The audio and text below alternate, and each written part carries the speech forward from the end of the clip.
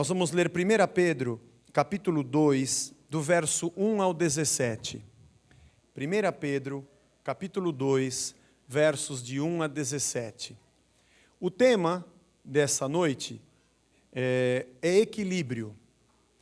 Mas a gente, quando fala de equilíbrio, pensa em muitas coisas emocionais, que fazem parte também. Mas o reverendo John Stott fala sobre esse ponto importantíssimo que é o equilíbrio na nossa vida, mas o equilíbrio na nossa vocação e no que Deus espera de nós. E um discípulo precisa ter conhecimento disso. Vamos ler então? 1 Pedro capítulo 2, de 1 a 17. Vamos lá, diz assim: despojando-vos, portanto, de toda maldade e dolo, de hipocrisias e invejas, e de toda sorte de maledicências, desejai ardentemente, como crianças recém-nascidas, o genuíno leite espiritual, para que por ele vos seja dado crescimento para a salvação, se é que já tendes experiência de que o Senhor é bondoso. Chegando-vos para ele, a pedra que vive, rejeitada assim pelos homens, mas para com Deus eleita e preciosa, também vós mesmos, como pedras que vivem, sois edificados casa espiritual, para ser de sacerdócio santo, a fim de oferecer de sacrifícios espirituais agradáveis a Deus, por intermédio de Jesus Cristo. Por isso está na Escritura: eis que ponho em Sião uma pedra angular, eleita e preciosa, e quem nela crer não será de modo algum envergonhado. Para vós outros, portanto, os que credes, é a preciosidade, mas para os descrentes, a pedra que os construtores rejeitaram, essa veio a ser a principal pedra angular, e pedra de tropeço, e rocha de ofensa. São estes os que tropeçam na palavra, sendo desobedientes para com o que também foram postos. Vós, porém, sois raça eleita, sacerdócio real, nação santa, povo de propriedade exclusiva de Deus, a fim de proclamardes as virtudes daquele que vos chamou das trevas para a sua maravilhosa luz. Vós, sim, que antes não erais povo, mas agora sois povo de Deus, que não tinhais alcançado misericórdia, mas agora alcançastes misericórdia. Amados, exorto-vos, como peregrinos e forasteiros que sois, a vos absterdes das paixões carnais que fazem guerra contra a alma, mantendo exemplar o vosso procedimento no meio dos gentios, para que naquilo que falam contra vós outros, como de malfeitores, observando-vos em vossas boas obras, glorifiquem a Deus no dia da visitação. Sujeitai-vos a toda instituição humana, por causa do Senhor, quer seja ao rei como soberano, quer às autoridades como enviados por ele, tanto para castigo dos malfeitores como para louvor dos que praticam o bem. Porque assim é a vontade de Deus, que pela prática do bem façais emudecer a ignorância dos insensatos, como livres que sois, não usando todavia a liberdade por pretexto da malícia, mas vivendo como servos de Deus. Tratai todos com honra, amai os irmãos, temei a Deus, honrai o Rei. Senhor, nos abençoa, fala ao nosso coração, nos edifica na Tua palavra, nós te pedimos em nome de Jesus. Amém. Amém. Vamos nos sentar. Como eu disse, é o último domingo que nós vamos falar sobre este tema. Eu fiz uma inversão. Semana passada nós tivemos a ceia do Senhor e por isso nós falamos sobre o discípulo e a morte. E o tema que era o equilíbrio passou a ser o último. E enquanto eu relia o texto e transformava de uma maneira de pregação ou de uma exposição no culto, me veio à cabeça uma coisa muito importante, que na verdade está com a gente todo dia. Eu achava que o mais complicado em ser uma igreja era organizarmos a estrutura física, espiritual, eclesiástica desta igreja. Que talvez o nosso maior desafio fosse organizar os nossos departamentos, que a gente está começando a fazer com o treinamento. Era estipular os líderes e formar a liderança, o que também é fundamental e que a gente também tem que fazer. Colocar a pessoa certa no lugar certo, no posto certo. ter uma didática bem desenvolvida, escolhermos o material que vai ser aplicado, que seja bem fundamentado na palavra, fácil de aplicação para professores e de entendimento para os alunos. De termos a nossa teologia bem fundamentada, minha, dos pastores, para que na exposição da palavra a gente tenha um ensino que tenha sustentação no coração, na mente e na palavra, é óbvio, para todos.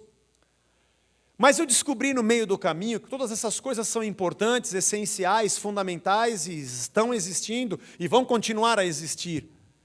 Mas que o maior desafio não era esse. O maior desafio é o que não está no controle do homem, nem do líder, nem do pastor. O maior desafio é aquele que a gente não consegue fazer acontecer. O maior desafio é transformar cada um de nós, indivíduos, em igreja de Cristo. É transformar a nossa vida, que somos cidadãos dessa terra, em cidadãos dos céus. É fazermos com que o plano de Deus se cumpra.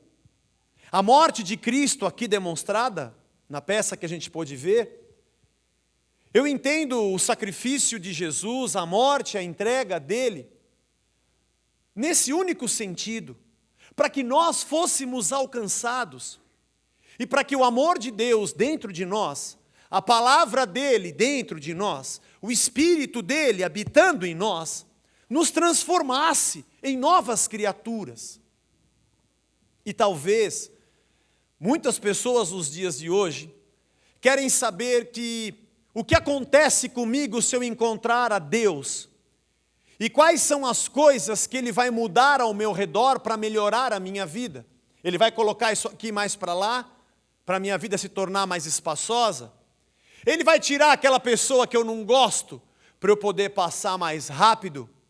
Ele vai me dar as coisas que eu não tenho força para conquistar sozinho, para que eu seja saciado. E eu imagino que Deus, que é um Senhor que se preocupa com todas as coisas, com certeza nos abençoará e nos suprirá com toda a sorte de bênçãos que estão com Ele na glória, reservadas para nós. Mas que o que Deus mais espera é a transformação da nossa vida. É que eu e você sejamos realmente novas pessoas. Eu não quero ser muito... Que palavra eu vou usar? Fatalista, não é essa palavra. Cruel.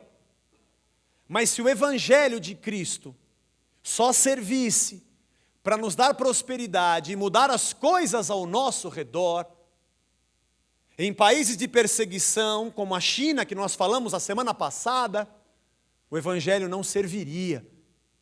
E eu teria que admitir que o Evangelho de Cristo é impotente, porque lá eles se convertem e alguns perdem a sua vida por terem se convertido. Se entregam a Cristo e passam a ser perseguidos, como missionários que saem do nosso país e passam por perseguição fora dele. Mas o que Cristo espera é que eu e você sejamos discípulos dele, seguidores dele, negando a nós mesmos, tomando a nossa cruz e seguindo. Viveremos milagres? Sim, porque Deus é maravilhoso. Teremos experiências sobrenaturais todos os dias, porque Ele está presente, habita em nós e é Senhor dos céus e da terra.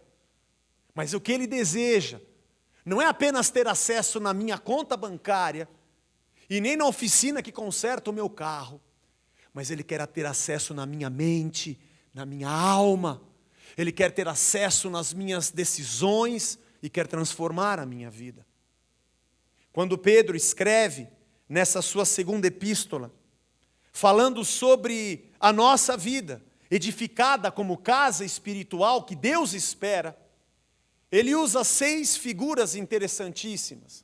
A primeira, que nós somos crianças recém-nascidas, e como meninos e crianças desejamos o leite. Essa é a primeira imagem. Deus quer edificar a mim e a você individualmente. Como uma criança que não consegue viver sem o leite no início da sua vida, seja ele o leite da própria mãe, ou um leite artificial, quer a mãe não possa amamentá-lo, mas aqueles nutrientes são fundamentais para que nos primeiros dias e meses de vida ele receba o que o seu corpo necessita. Aliás, a criança nessa idade nem sabe o que é picanha ou macarronada, mas ela precisa do leite. Ela ouve a voz da mãe e ela procura o seio da mãe, porque aquilo é necessário para si. E se você quer saber, eu e você precisamos desejar a palavra de Deus assim. Nós precisamos desejar, como uma criança pequena deseja o leite, desejar todos os dias a sua palavra e o seu ensino. Ela tem os nutrientes que mudam a nossa vida. Ela tira a minhoca das nossas cabeças e a pulga de trás da nossa orelha. Ela nos dá limites e ela nos dá direção. Ela molda o nosso ser e sem ela nós não podemos permanecer. Se eu e você não mergulharmos na palavra, não só nos dias em que estamos na igreja, mas todos os dias, nós não teremos o necessário para o nosso crescimento. Mas Pedro usa uma segunda figura, dizendo que nós somos pedras que vivem e edificamos a igreja. No mesmo instante em que Deus diz que eu sou uma criança, que vou ser edificado, alimentado por Ele, Ele também diz que nós somos pedra e que nós constituímos a igreja de Cristo. Nós dependemos dEle e da Sua palavra, e só somos igreja se nós estivermos uns aos outros. Nós não somos um auditório, aonde nós apenas assistimos a uma palestra, uma palavra, e vamos para casa como que alguém assistindo um teatro ou um cinema, e também pode ser até edificado e abençoado. Mas nós somos corpo, nós somos pedra. A argamassa da nossa relação, do nosso amor, é que mantém a nossa vida em unidade. Nós não podemos nos esquecer disso. Nós não somos apenas um povo que se reúne num lugar. Nós somos irmãos uns dos outros. Esse é o maior desafio da igreja. Não é como estruturá-la, mas é como ser essa igreja, como ser esses discípulos. Como fazer da nossa vida pedras que constroem a obra de Deus, mesmo que cristãos sejam perseguidos, mesmo que eles sejam mortos. Tem gente se convertendo em toda a parte do mundo. E pedras e mais pedras sendo colocadas nesse edifício que se chama igreja. E que Deus olha do céu e não se preocupa o nome do lugar que ele frequenta, nem o endereço aonde ele vai. Os homens se preocupam com isso, porque o número de pessoas que está na sua congregação determina o tipo de poder humano que ele tem e a ascensão que ele tem sobre os outros. Me perguntaram numa entrevista semana retrasada se eu achava que o Brasil tinha que ter um partido evangélico. Eu falei assim, olha, minha vida de política partidária foi quase zero, para não dizer que foi menos um. Entendo muito pouco disso, mas eu acho que não. Eu acho que muitos grupos podem se unir para defender os seus interesses. Eu acho que a igreja tem que ser instruída e livre para tomar a sua decisão. Porque aonde se reúne um grupo de crente para dizer em quem vai votar, esse grupo se torna muito poderoso, porque ele pode decidir muita coisa. Mas o mais perigoso é que quem lidera o grupo se torna mais poderoso ainda e mais perigoso ainda. Nós não estamos juntos para glorificar a homens, mas nós estamos juntos para glorificar ao nosso Deus. A nossa interferência nessa terra, ela vai acontecer porque somos servos de Deus. E a nossa mente é a mente de Cristo. Mas não porque nós somos um bloco que negocia benesses, que troca favores e que beneficia a líderes. Mas nós somos um povo livre e consciente dos seus direitos e deveres. Rochas vivas que juntos edificam o corpo de Cristo. E digo a você que Deus olha do céu e eu acho que às vezes Ele se enoja de ver que aqueles por quem Jesus derramou o seu sangue não edificam uma igreja, apesar de serem a sua igreja, mas muitas vezes são movimentadas como peça num tabuleiro, por segundas e terceiras intenções e interesses daqueles que não edificam para o corpo. Deus quer a nossa edificação como crianças e meninos que dependem da palavra, e quer a nossa unidade como igreja. E um discípulo tem que ser assim.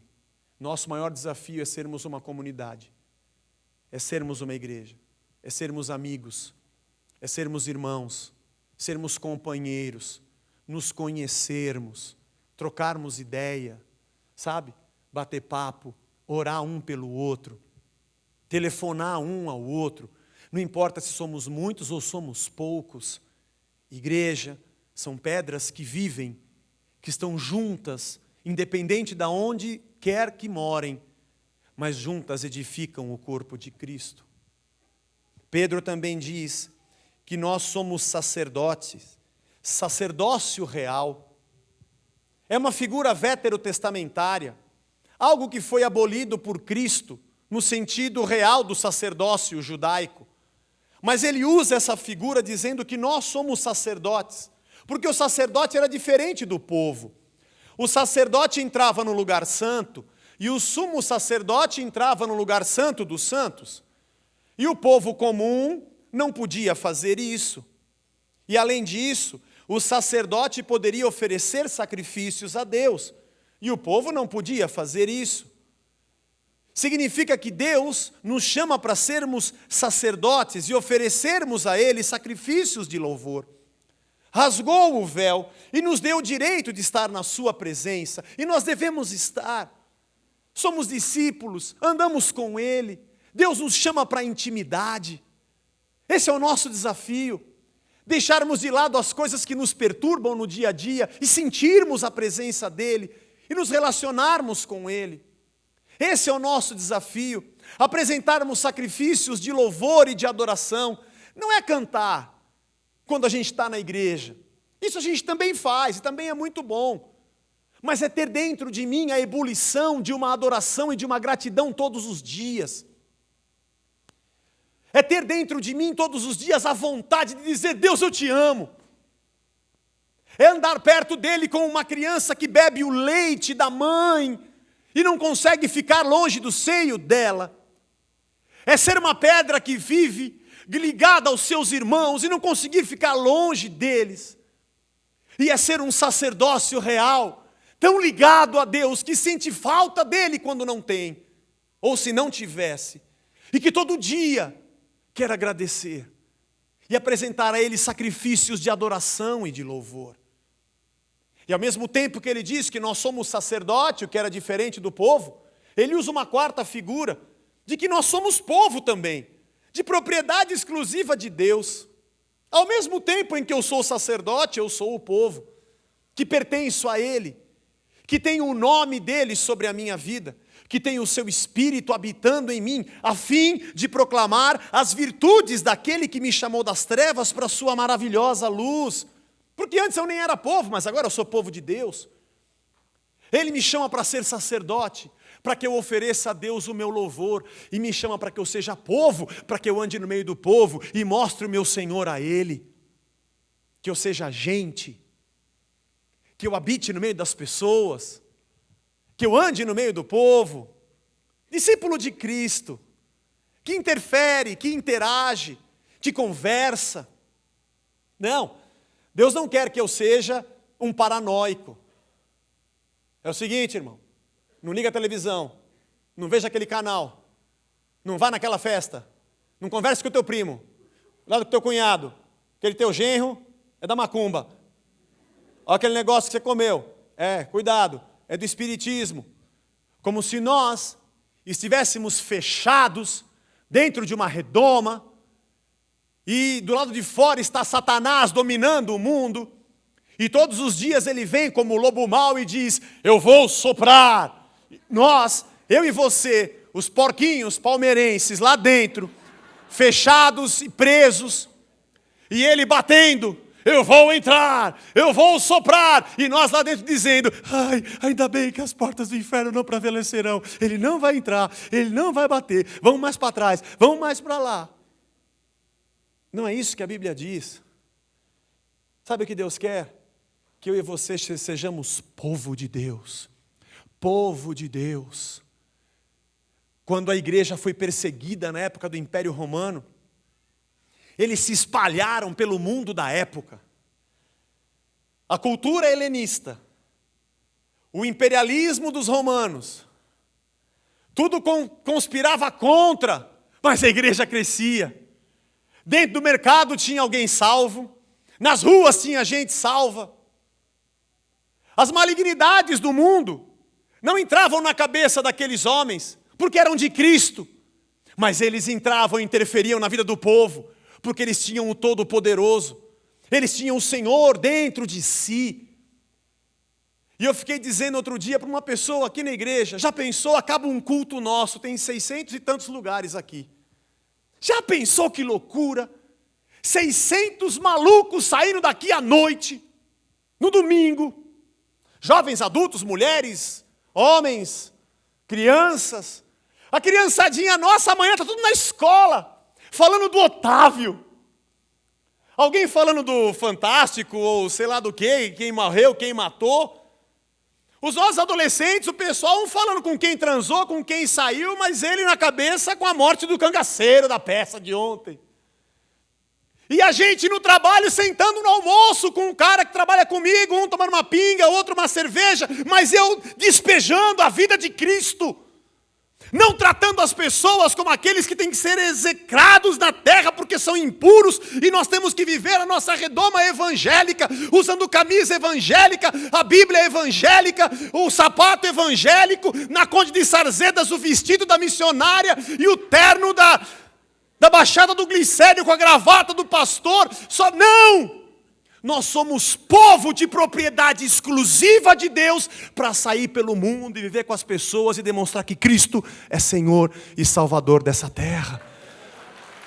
Nós somos discípulos, nós temos que viver. Viver e levar o amor de Deus. Há mais duas figuras. Ele diz que nós somos peregrinos, no versículo 11, e forasteiros. Sabe que um peregrino é quem não tem casa. Nós vivemos aqui nessa terra, mas nós não pertencemos a esse mundo. Aqui não é o nosso lugar. Aqui não é meu lar, um viajante eu sou. Meu lar é lá no céu, Jesus já preparou. Ninguém sabe? Cristo Senhor, ninguém sabe essa? Meu Deus do céu. Um peregrino não tem casa. Você está falando aqui no meu lugar, eu não sou daqui. E tem o forasteiro. O forasteiro, ele até tem um lugar, mas ele não é dali. Nós somos as duas coisas. Porque o forasteiro, mesmo que ele more na cidade, ele não é cidadão dali, ele não tem os mesmos direitos de quem mora lá. Você vai morar em outro país, você pode até morar lá. Mas ser um cidadão daquele país, com direito a voto, plano de saúde do governo e muitos outros benefícios, talvez você não tenha. O forasteiro pode até morar, mas ele não tem direito em nada que tem ali. E o peregrino está ali de passagem, porque não é dali. Nós somos as duas coisas. Nós não temos direito a nada que tem nessa terra e nem queremos ter.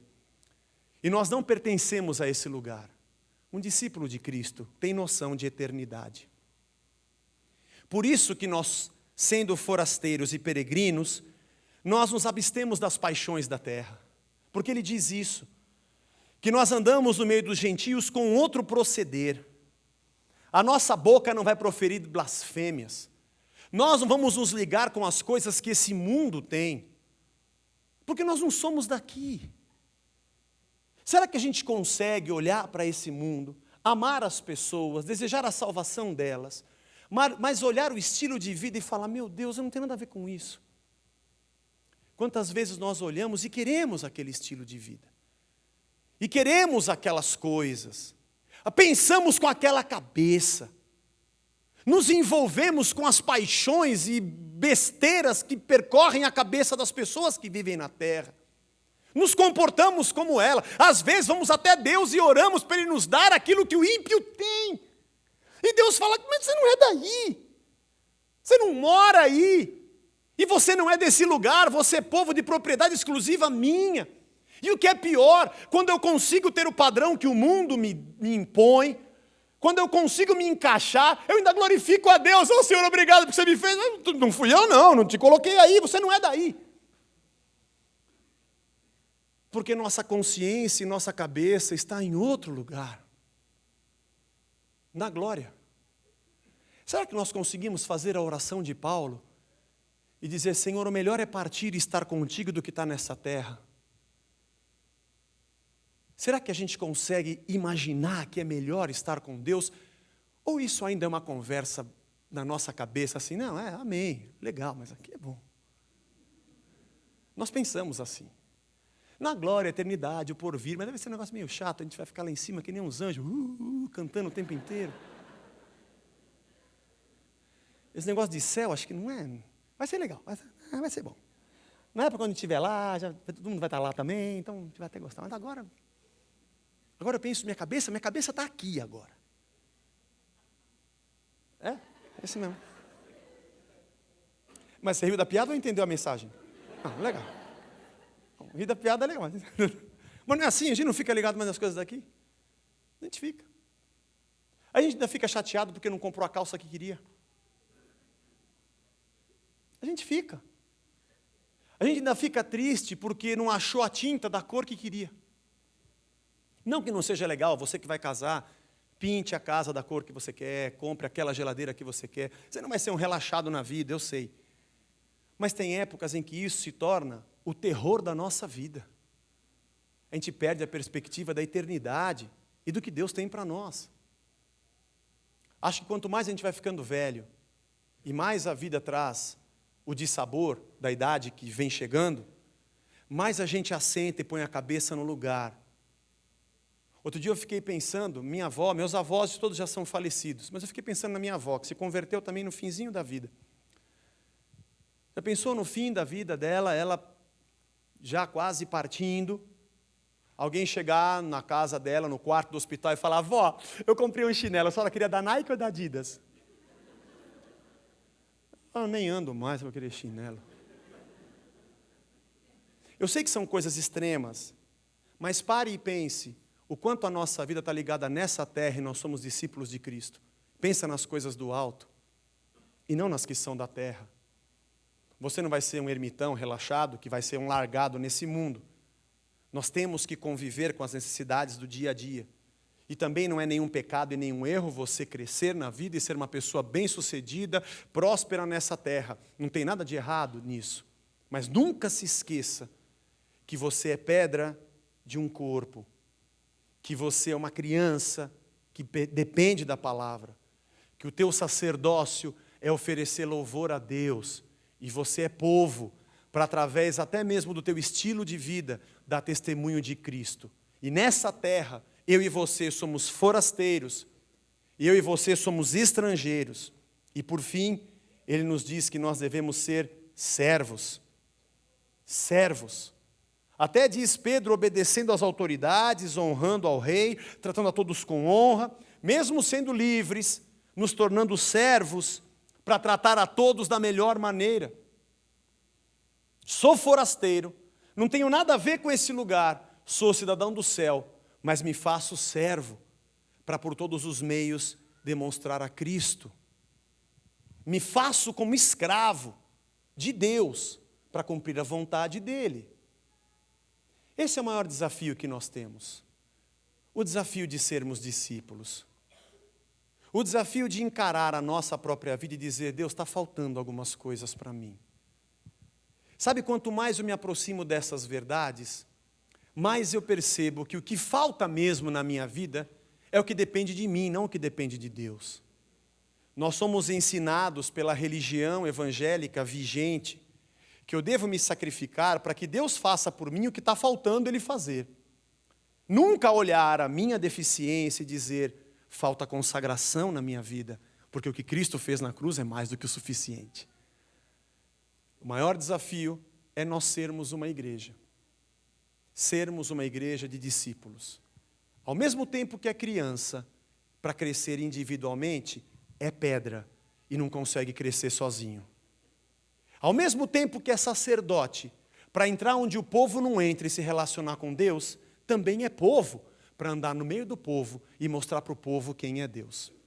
E ao mesmo tempo que é forasteiro, estrangeiro e não tem nada a ver com esse mundo, também é servo e vive nesse mundo para servir e demonstrar o amor de Deus.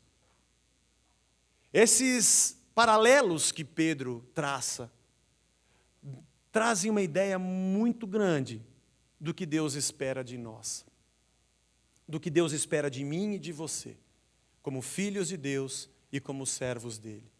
Que Deus possa encontrar no meu coração e no teu coração essa disposição. Dizer que nós somos assim é uma insanidade. Perfeitamente dessa forma, eu não sou. Nenhum de nós, talvez, sejamos. Temos muito que andar, mas é o que Deus espera da gente. Esses 7 ou 6 domingos que nós falamos sobre ser discípulo, acho que foram 7, nós falamos bastante sobre a nossa relação com Deus e o que Deus espera da gente. E eu acredito, piamente, que se nós entendermos quem nós somos e o que Deus espera da gente, nós vamos conseguir ser uma igreja muito feliz. Temos muito que andar, temos muito que mudar e temos muito que caminhar, olhando a nossa deficiência e deixando Deus trabalhar em nós. Mas uma coisa eu sei, Jesus está voltando, a gente não sabe o dia e a hora.